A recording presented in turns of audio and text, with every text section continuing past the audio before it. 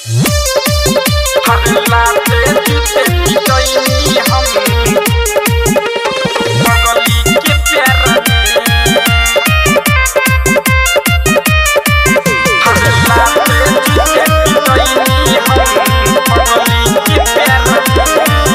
हल्ला से जूते पिटैनी हम पगली के प्यार में।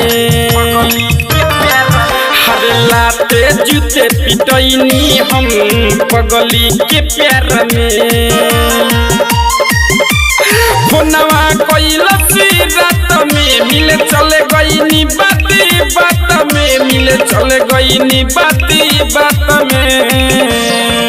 हल्लाते जूते पिटैनी हम पगली के प्यार में।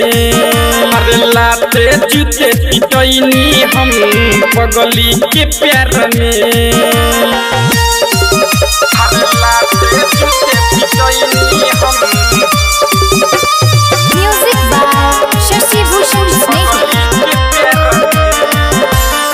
ओहो माजा लेवे घुस गईनी हमी चाप के सरवा समरल सन खूबे लसर के।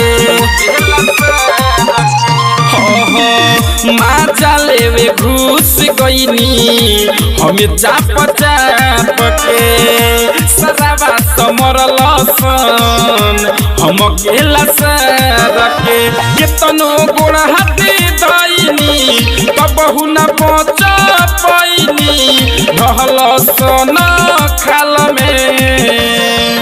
हल्लाते जूते पिटैनी हम पगली के प्यार में। हल्लाते जूते पिटैनी हम पगली के प्यार में। हल्लाते जूते पिटैनी हम म्यूजिक बाय शशि भूषण स्नेही। कैसे केहू करी भरोसा सुन भाई प्यार पे। पिटाई वाला वीडियो छिटाई इंस्टाग्राम पे।